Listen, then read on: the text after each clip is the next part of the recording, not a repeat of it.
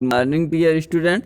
Class 11th की chemistry में आज हम लोग एक महत्वपूर्ण टॉपिक जिसे ओस्टवाल्ड का तनुता नियम कहते हैं, ओस्टवाल्ड्स डाइल्यूशन लॉ के विषय में पढ़ेंगे। ओस्टवाल्ड का तनुता नियम दुर्बल विद्युत अपघट्यों के लिए आयनिक साम्य का नियम है। दुर्बल विद्युत अपघट्यों के आयनन का नियम है। आयनिक नियम के अनुसार किसी विद्युत अपघट्य को जल में घोलने पर उसके अणुओं तथा आयनों के मध्य साम्य अवस्था स्थापित हो जाती है। अभिक्रिया के साम्य की अवस्था स्थापित हो जाती है। ओस्टवाल्ड ने सर्वप्रथम आयनिक साम्य पर द्रव्य अनुपाती क्रिया के नियम का प्रयोग किया और अपने तनुता नियम का प्रतिपादन किया। माना कि कोई उत्क्रमणीय अभिक्रिया, ओस्टवाल्ड के नियम का जब हम लोग व्याख्या करते हैं तो इसके लिए एक रासायनिक समीकरण लेकर के उस नियम का प्रतिपादन करते हैं। माना कोई उत्क्रमणीय अभिक्रिया निम्नवत है। H मीन्स कोई धन आयन, A मीन्स कोई ऋणावेशित परमाणु परस्पर जोड़ करके एक वैद्युत अपघट्य का निर्माण किए हुए है। तो HA सिन of reversible H plus A minus. प्रारंभ में अभिकारक के एवं उत्पाद के मोलों की संख्या, प्रारंभ में मोलों की संख्या HA 1 मोल था और ये उत्पाद जो थे 0 थे। साम्य की अवस्था अभिक्रिया की वो अवस्था जब अभिकारक का कुछ मोल उत्पाद में परिवर्तित हो गया तो A1 माइनस अल्फा के बराबर अभिकारक बचा और अल्फा मोल के बराबर हमारे उत्पाद बन गए। माना किसी बिलियन के V लीटर में 1 मोल उपस्थित हैं, उस पदार्थ के 1 मोल उपस्थित हैं, अतः साम्यावस्था पर HA का सक्रिय द्रव्यमान is equal to concentration of HA, या उसी को कहते हैं अभिकारक के मोलों की संख्या बटे उसका आयतन लीटर में। तो 1 माइनस अल्फा मोल बटे V मोल प्रति लीटर होगा। इसी प्रकार H प्लस का सक्रिय द्रव्यमान is equal to concentration of H plus is equal to alpha upon V mole प्रति लीटर। A माइनस का सक्रिय द्रव्यमान concentration of A minus is equal to alpha upon V mole प्रति लीटर होगा। रासायनिक साम्य की स्थिति में क्या होगा? रासायनिक साम्य Kc is equal to concentration of A into concentration of H plus into concentration of A minus upon concentration of HA। अतः इसके मान हम यहाँ से रखने पर क्या पाते हैं कि concentration of H plus alpha upon V, concentration of A minus alpha upon V upon concentration of HA is equal to 1 minus alpha upon V। यह हमारा समीकरण फर्स्ट हुआ। आगे देखते हैं। या Kc is equal to alpha square upon V square upon 1 minus alpha upon V। तो यहाँ पर परस्पर गुणा करवा दिया गया है। तो जो सबसे नीचे था उसका सबसे ऊपर वाले से और फिर उसके बाद बीच वाले का परस्पर गुणा।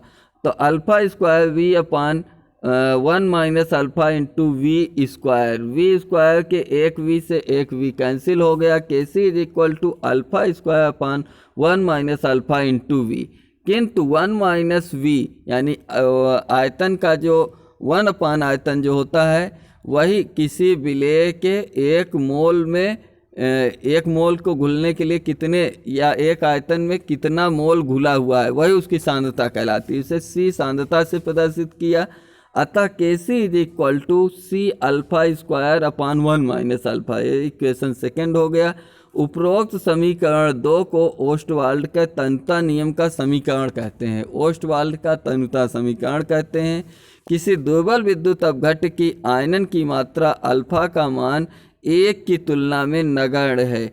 1 की तुलना में ये अल्फा का मान बहुत कम है, 0 के करीब है, यानी 1 से 0 को हम सब्सट्रैक्ट करेंगे, अतः अल्फा माइनस 1 माइनस अल्फा को 1 ही लिखेंगे। अतः Kc is equal to C alpha square upon 1 या Kc is equal to C alpha square होगा। Alpha square is equal to Kc या alpha is equal to under root Kc upon C, जहाँ Kc एक स्थिरांक है जिसे उसका साम्य स्थिरांक कहते हैं। अतः alpha is equal to 1 upon C। अतः इस नियम को हम स्पष्ट कर सकते हैं कि स्थिर ताप पर किसी दुर्बल विद्युत अपघट्यों की वियोजन की मात्रा उसकी तनुता के वर्गमूल के समानुपाती होती है। इस कथन को ओस्टवाल्ड का तनुता नियम कहते हैं। यह कथन ही ओस्टवाल्ड का तनुता नियम कहलाता है। तो आगे चलते हैं, इससे संबंधित कुछ प्रश्नों को सॉल्व करते हैं। पहला प्रश्न है 25 डिग्री सेंटीग्रेड पर एक क्षारकी मीन्स मोनोबेसिक अम्ल का वियोजन स्थिरांक 1.8 × 10⁻⁵ है। इस ताप पर 0.20 मोल अम्लीय विलयन के लिए वियोजन की मात्रा की गणना कीजिए। तो इसको जब सॉल्व करते हैं तो विलयन की मोलारिता प्रश्न में दिया हुआ है 0.20 मोल। विलयन की तनुता बराबर 1/मोल अर्थात 1/0.20 बराबर 5 लीटर। ओस्टवाल्ड के तनुता नियम के अनुसार वियोजन की मात्रा alpha is equal to under root K into V या के सी इंटू वी। तो alpha is equal to under root 1.8 × 10⁻⁵ ये के की वैल्यू यहाँ पर प्रश्न में दी हुई है, इंटू वी की वैल्यू 5 लीटर। तो 1.8 × 5 बराबर 9.0 × 10⁻⁵ और अंडरवुड 9 की वैल्यू आ जाएगी 3 या 3.0, 3 × 10⁻⁵5। यही होगा इसके वियोजन की मात्रा। अतः इस दुर्बल विद्युत अपघट्ट के वियोजन की मात्रा 3 × 10⁻⁻5 के बराबर इसके वियोजन की मात्रा होगी या 9 × 10⁻5 होगी। सेकेंड प्रश्न देखते हैं। एक दुर्बल मोनोबेसिक अम्ल का आयनन स्थिरांक 4.0 × 10⁻10 है। इसके 0.01 नॉर्मल विलयन में हाइड्रोजन आयनों का सांद्रण ज्ञात कीजिए। तो इसको जब सॉल्व करते हैं हम लोग तो यहाँ पर देखते हैं मोनोबेसिक अम्ल की नॉर्मलता उसकी मोलारिता के बराबर होती है। यह कथन आपको जानना होगा, किसी मोनोबेसिक अम्ल की मोलारिता उसकी नॉर्मलता के बराबर होती है। अतः अम्ल की मोलारिता बराबर 0.01।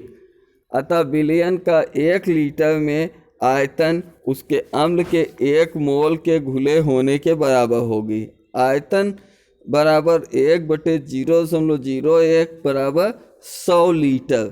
उस मोनोबेसिक अम्ल का आयतन 100 लीटर के बराबर होगा, क्योंकि 1 को 0.01 से डिवाइड किया गया है।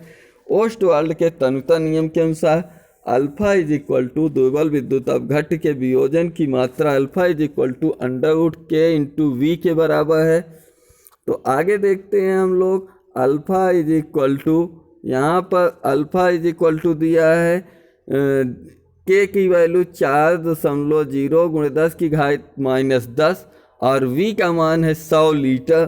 तो गुणे 100, तो 100 को 100 इज इक्वल टू 10⁻2, इसमें से घात घट जाएगा, इज इक्वल टू 4 अंडरवुड 4.0 × 10⁻8, 4 का वर्गमूल हो जाएगा 2 और 10⁻8 का वर्गमूल हो जाएगा 10⁻4। अतः अल्फा इज इक्वल टू 2 × 10⁻4। इस प्रकार से अम्ल के 1 मोल के आयतन में H प्लस के 2.0 × 10⁻4 मोल प्राप्त होंगे। अम्ल के 0.01 मोल विलयन में H प्लस की सांद्रता बराबर 0.01 × 2 × 10⁻4 बराबर 2 × 10⁻6 मोल होगी। अतः अम्ल के 0.01 मोल में H प्लस आयन के सांद्रण 2 × 10⁻6 मोल प्रति लीटर होगा। यही इसकी मोलारिता होगी। मिलते हैं अगले टर्न पर अगले नए टॉपिक के साथ। तब तक के लिए सभी को जय हिंद, वंदे मातरम।